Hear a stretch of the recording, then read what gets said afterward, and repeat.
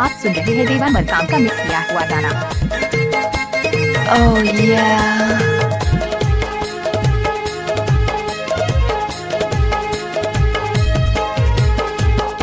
के डारामा बोलाई कराने सुआ कैसे बताओ तोला तोर बोली निक लागे मोला।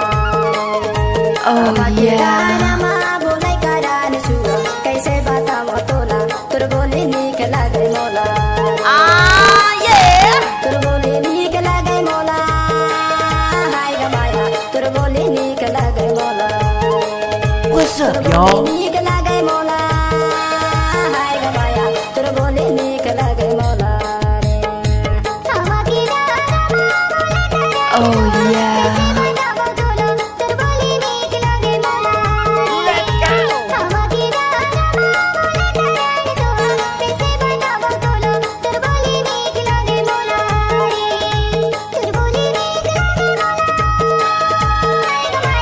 Oh yeah.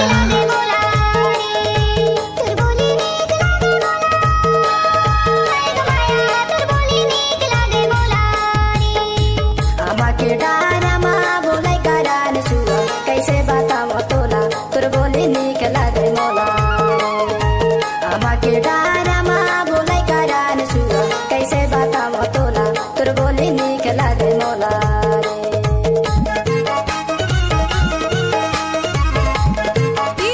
What's up, देवर y'all? बाबू हजाटोला वाले।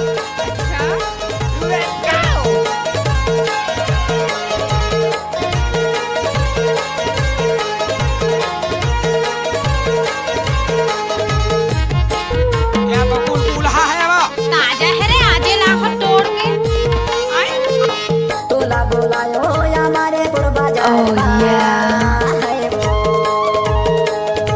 तोला बोलायो हमारे बाजार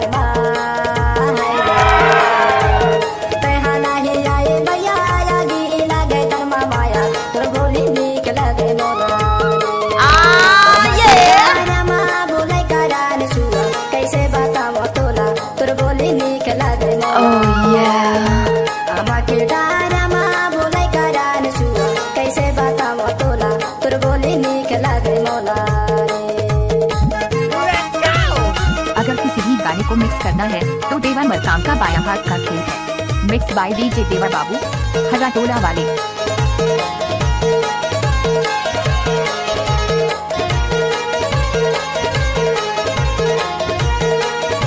Oh yeah.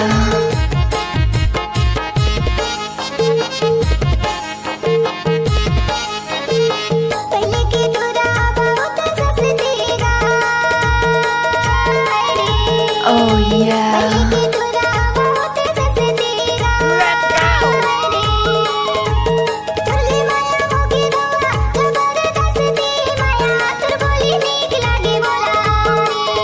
What's up, y'all?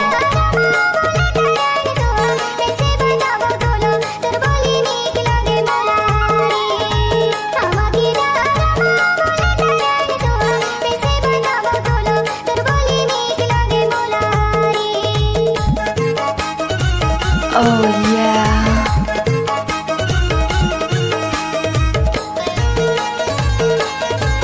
दोस्त नए नए गाने सुनने के लिए हमारे YouTube चैनल को सब्सक्राइब करें और बेल आइकन को दबाएं।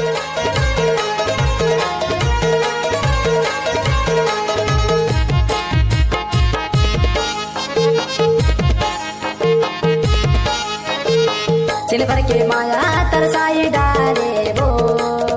Oh yeah. चिल भर के माया तरसाई डाले वो। तोला नहीं देखो भैया रवाई डाले माया तोर बोली निक लगे मोला। के डारामा बोलाई कराने सुआ कैसे बताओ तोला तोर बोली निक लगे मोला।